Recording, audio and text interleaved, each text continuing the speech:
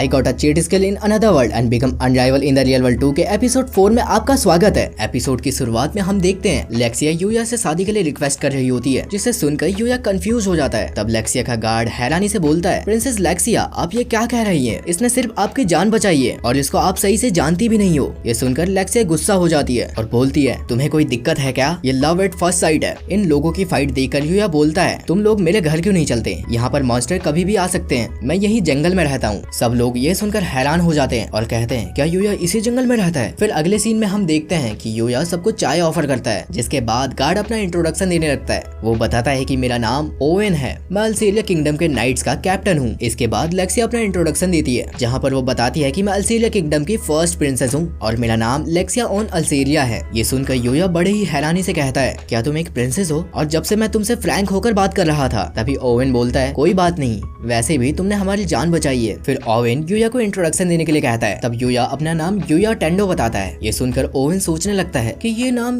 यहाँ का तो नहीं लगता। तब लेक्सिया ओवेन से कहती है, शायद यूया दूसरे कंट्री का नॉवेल है। ये कितनी अच्छी बात है ना, दो रॉयल आपस में एक दूसरे से प्यार करेंगे। इधर ओवेन मन में सोच रहा होता है, कहीं ये दूसरे कंट्री का स्पाई तो नहीं, लेकिन इसे देखकर ऐसा तो नहीं लगता कि ये कोई स्पाई होगा। जिसके बाद ओवेन बोलता है, वैसे हम तुम्हें ही ढूंढ रहे थे। तब यूया बोलता है, मुझे क्यों? ओवेन बताता है कि लेक्सिया उस पर्सन को ढूंढ रही थी जिसने पहली बार उसकी जान बचाई थी और वो तुम हो। फिर लेक्सिया यूया के पास आकर कहती है, मैं तुम्हें थैंक यू कहना चाहती थी, पर मैं उस वक्त बेहोश हो गई, इसलिए नहीं कह पाई। और ना जाने उस दिन के बाद से मेरे दिल की धड़कन बढ़ सी गई है। ऐसा मेरे साथ पहली बार हो रहा है, इसलिए यूया प्लीज तुम मुझसे शादी कर लो। फिर यूया कहता है, मैं आपकी फीलिंग समझता हूँ, पर आपको नहीं लगता कि ये कुछ ज्यादा ही जल्दी है? जिस पर लेक्सिया कहती है, हाँ मैं समझ गई तुम क्या कहना चाहते हो। तो क्या हम अपने प्यार की शुरुआत दोस्ती से करें? तो क्या तुम मेरे दोस्त बनना चाहोगे? जिस पर यूया कुछ देर सोचने के बाद हाँ कर देता है। ये सुनकर लेक्सिया बहुत ज्यादा खुश हो जाती है। जिसके बाद ओवेन यूया से बोलता है, एक काम तो हो गया जिसके लिए आए थे, वो है प्रिंसेस को तुम्हें थैंक यू करना, लेकिन हम दूसरे काम के लिए भी आए थे। फिर अगले सीन में हम देखते हैं कि वो लोग यूया को दूसरा काम बताकर यहाँ से जाने लगते हैं। वहीं दूसरी ओर लेक्सिया कह रही होती है कि अगली बार जब हम मिलेंगे तो मैं तुम्हारा दिल जरूर जीतूंगी। इधर यूया